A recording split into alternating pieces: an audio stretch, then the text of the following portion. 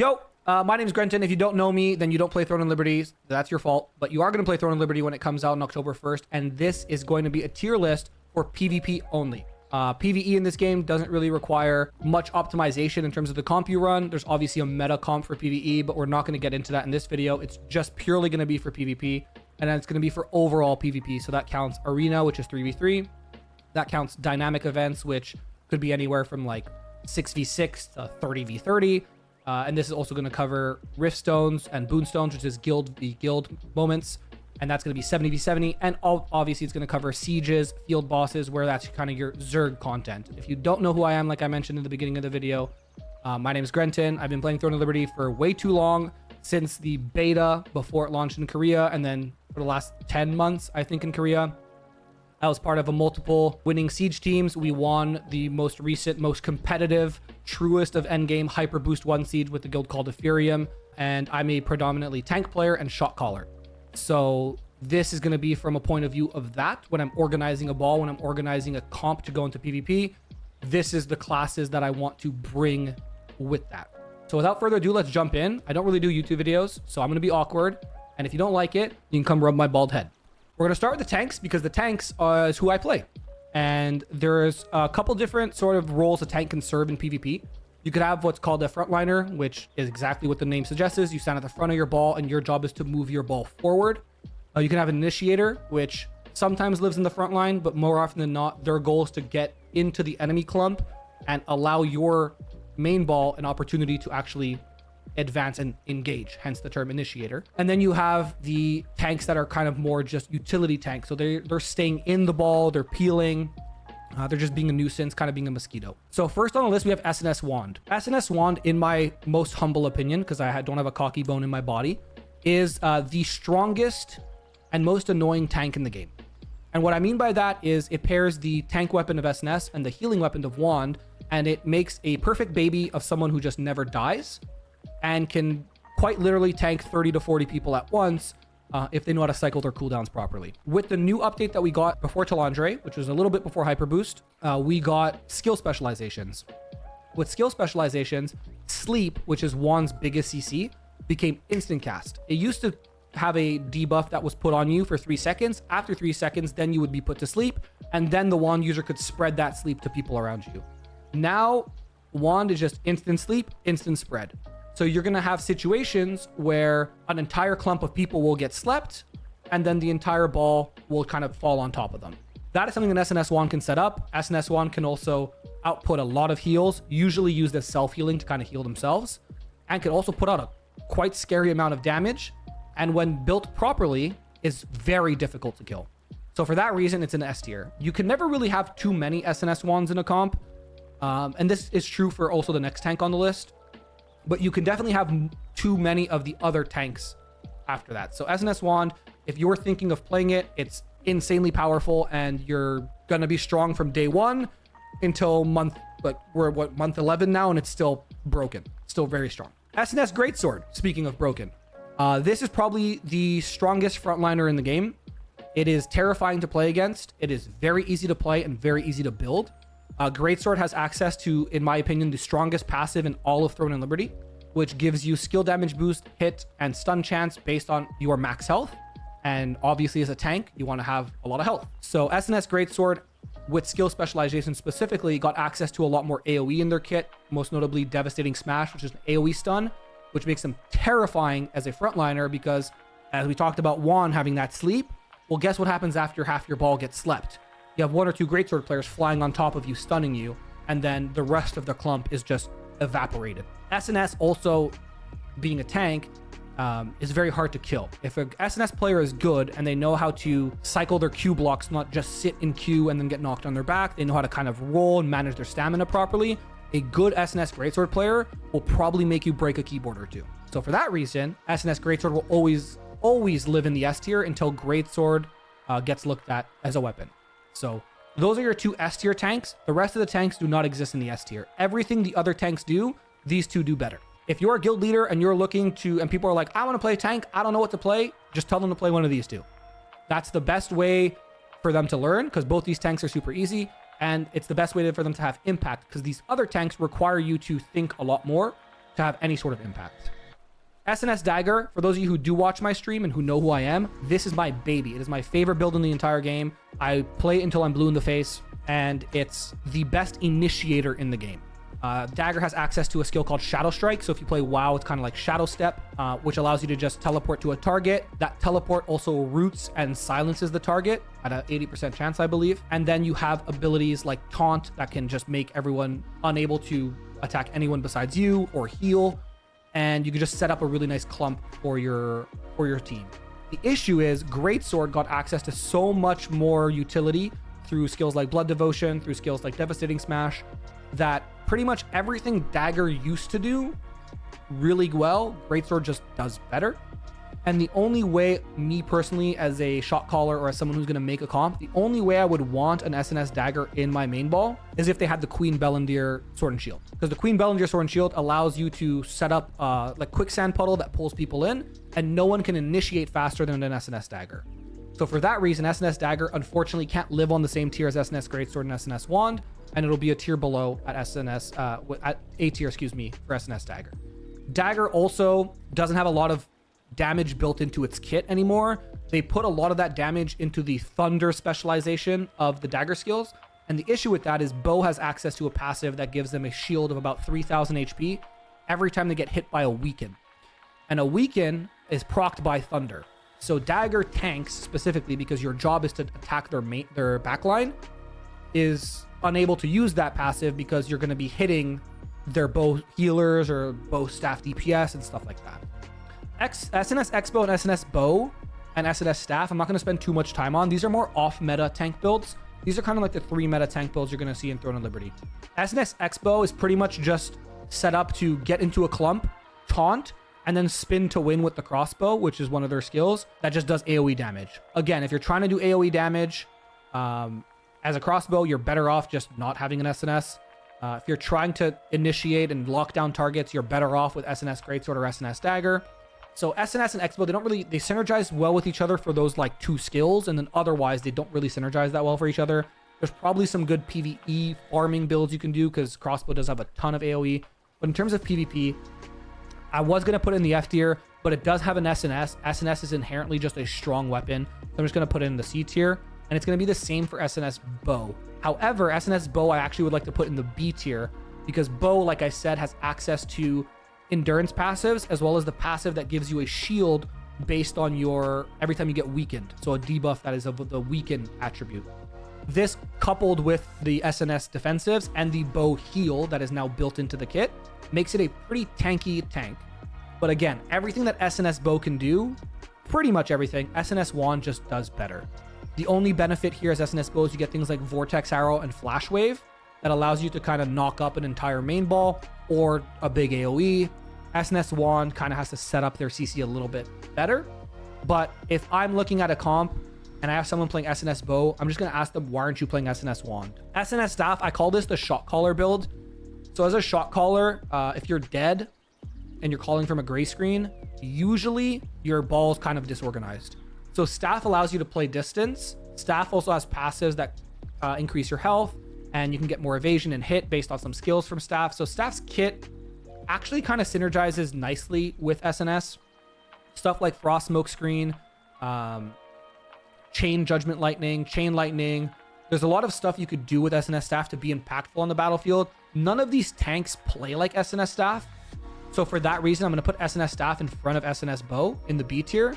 I would only run this if you're a shot caller who is having trouble shot calling from the front line or in their clump as one of the meta tanks. Otherwise, you're better off just playing S&S Greatsword or S&S Wand as a shot caller. And I do think S&S Wand's probably the easiest build to shot call on, because as long as you just remember how to cycle your cooldowns, you'll very rarely die because you'll just be able to self-sustain yourself. And if you're not, as a shot caller, you should have a pocket healer anyways, and they can kind of just pick up the slack. So that's everything for tanks. In terms of greatswords, Greatsword, like I said, is probably one of the strongest weapons in the game right now, just because of how the game is being played. Greatsword Staff is a build that like a lot of people were trying to cook up because they both work on heavy attack. You have range from Staff, you have melee from Greatsword. You don't get like a range disadvantage, like certain skills from Bow and certain armor sets will deal more damage based on how far you are from the target. So Greatsword Staff on paper works, But again, it comes back to this is a tier list, and what does it do that's better than other combos in the same role? If I'm a ranged DPS player, I'd rather play Bow Staff or Staff Dagger or Bow Dagger than any of these two here. If I'm a melee player, I'd rather play Greatsword Dagger, or hell, I'd rather just play S&S Greatsword, build a little bit more towards damage instead of towards tankiness, and still serve a much larger purpose in a fight than Greatsword Staff would and Greatsword Bow. For that same reason, I'm going to put them in the C tier. I just don't think they do anything better than the other combinations, so you're just kind of better off playing those combinations. Greatsword Xbow is a very unique build. We actually have someone in our guild called Fishing Sloth who plays it. He's been playing it since launch, if I'm not mistaken, and he has made it work since launch, even pre-skill specializations. So with the skill specializations, Crossbow got access to a lot, Greatsword got access to a ton as well, and this is actually a pretty strong build. It's really good in arena, really good in PvE, which again, this is not the point of the tier list, and really good in mid-ish scale. So think of like 30v30 fights, really good in GVG because you have some mobility with Greatsword, you have the tankiness, you can spin to win on clumps. You will struggle a bit in large scale, but that's purely because you're a Greatsword without an S&S. Greatsword Dagger will also struggle in large scale. So for that reason, I will say Greatsword Xbow probably requires a little bit more foresight and pre-planning to play than some of the other builds.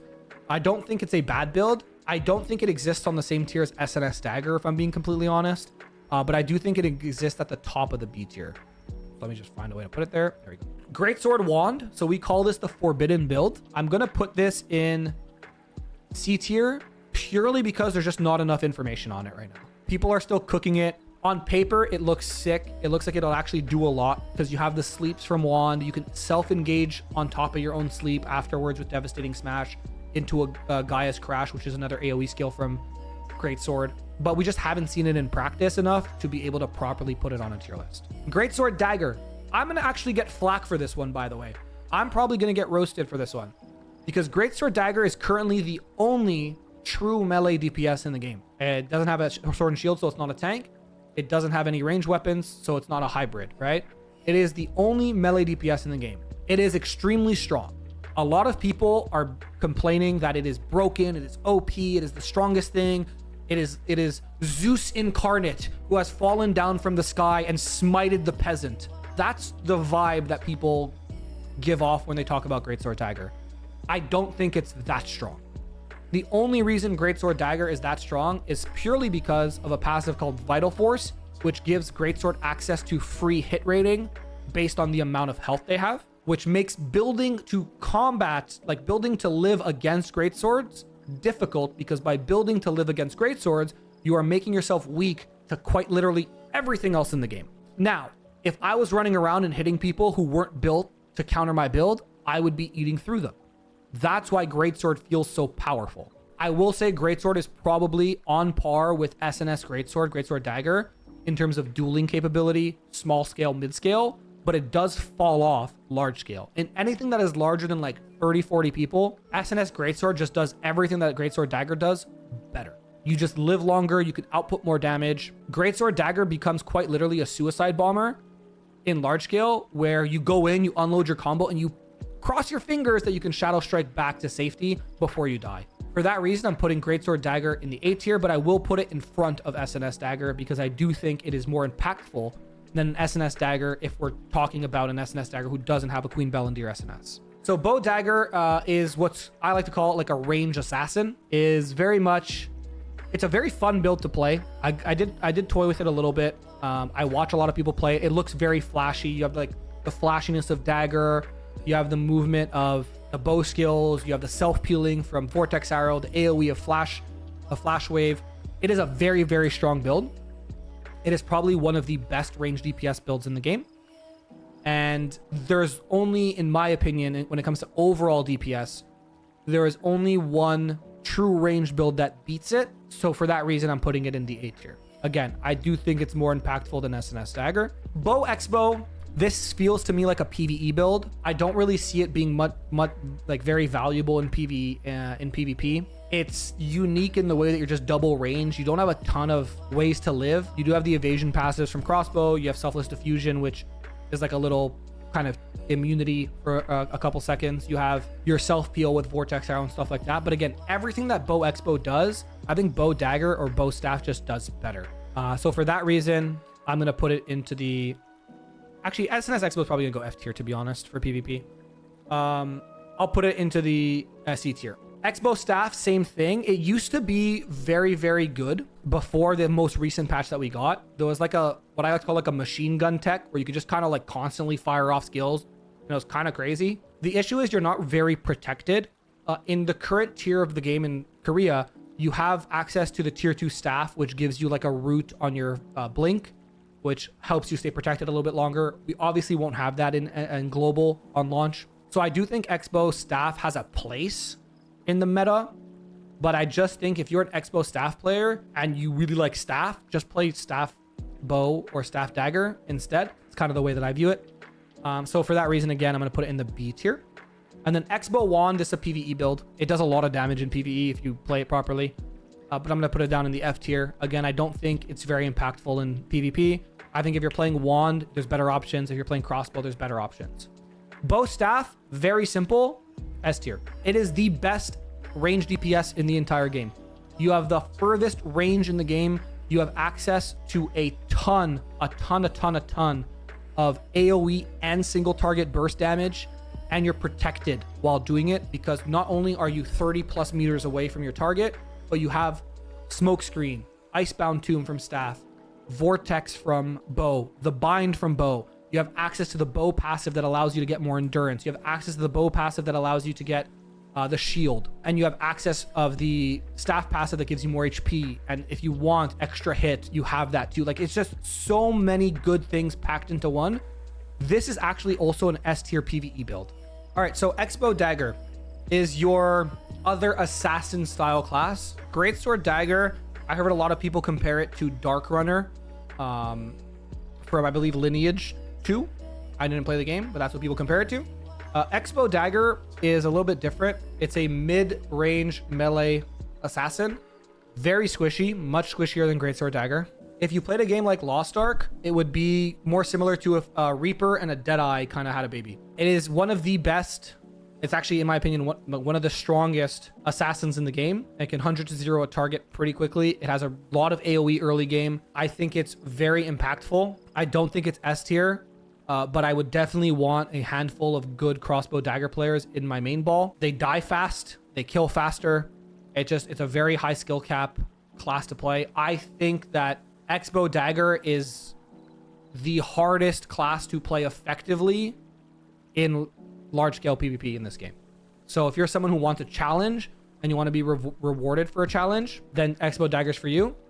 But I do think it is very strong, and I do think it is an A tier class. Staff Dagger is your mage assassin. Shout out that one guy. And kind of the same things I said for Bow and Bow Staff. Staff has a ton of damage, good self peel, but with Dagger, you get access to all the Dagger passives. So the increased crit damage, increased crit rate. You get access to stealth, obviously, which is very impactful as a kind of get out of jail free card. And you get access to Shadow Strike, which you think, oh, why would you ever want to use Shadow Strike as a range user? You actually can use it to reposition yourself.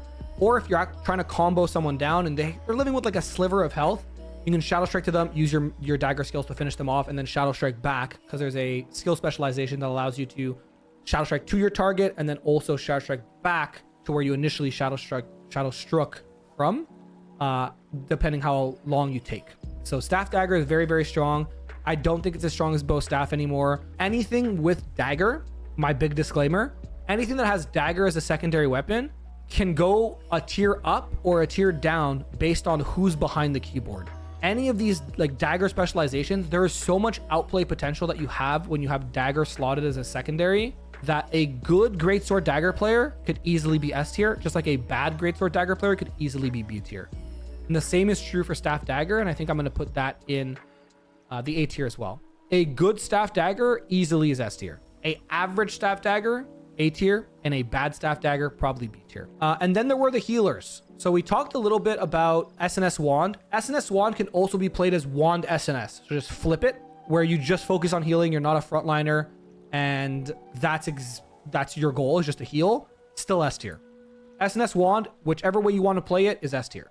Greatsword Wand, same thing. There's not enough information on it yet. Xbow Wand, same thing. It's more of a PvE kind of DPS hybrid heal build. Then leaves 3 other healers: Bow Wand, Staff Wand, and Wand Dagger. Bow Wand is the true healer of Throne of Liberty.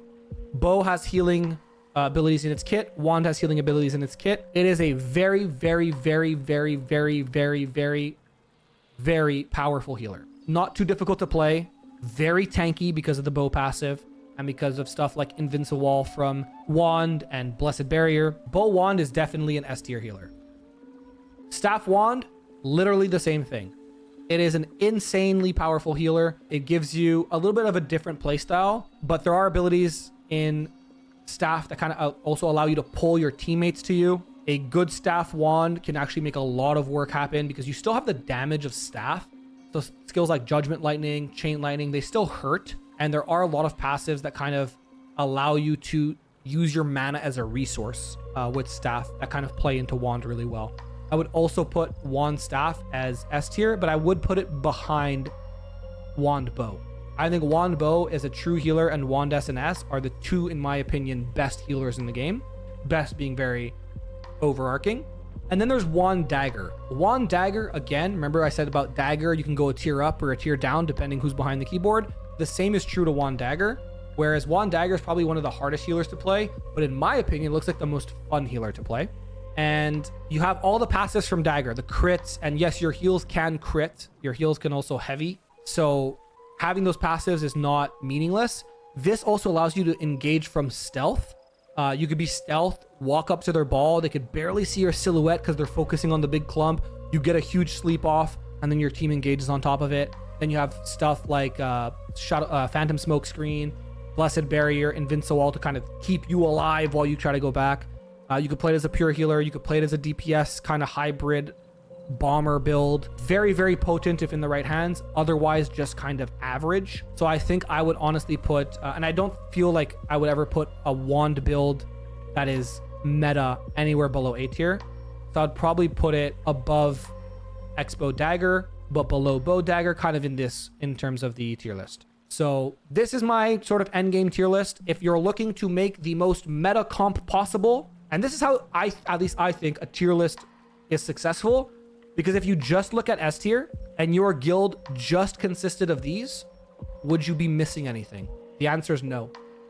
You have insane frontline initiating potential. You have Bow Wand, Staff Wands who can set up sleep clumps for you. S&S Wand who can set up sleep clumps for you. Argument could be made that maybe you want like a 1 Wand Dagger in there to kind of make setting up sleeps easier. But if you just had 70 of these split in 30 tanks, 30 DPS, and like whatever, 10 healers, however many you need for the groups, I feel like you would have a very strong guild. Otherwise, anything on this tier list is viable. That's kind of my disclaimer at the end of the video. You can play anything from this tier list and do things. Now, this tier list is based on the meta and based on what is strong in overall PvP, not just Siege, not just Arena, because I find rating stuff like that kind of misleading, because very rarely will one player in Throne of Liberty only interact with one aspect of PvP. You're going to want to play arenas, you're going to want to do small scale, you're going to want to do GVGs, you're going to want to do Siege. So if you want to figure out where kind of the meta falls, this is, in my opinion, where it is right now, where classes are ranked. Obviously, this is all subject to change. There's going to be a balance patch or 2 before we get the game globally. But if you want to ask me questions about the tier list, or you want to say, you're fucking wrong, Baldy, you suck, you're a bad streamer, you can find me at twitch.tv/notgrenton. You can also find me on x.com, whatever it's called now, /notgrenton. Anyways, my socials will be in the description. Thank you all for watching. I will be doing a more detailed tier list, probably closer to launch with other content creators, so look out for that. And yeah, I'm doing 0 days off until Throne of Liberty launches. So if you want to take a look at that, like I said, come find me on Twitch, twitch.tv/notgrenton. Otherwise, stay safe, kiss your pets, and pet your family, and whatever that is. And I'll see you guys in the next one, and I'll give you one homie kiss. Mwah.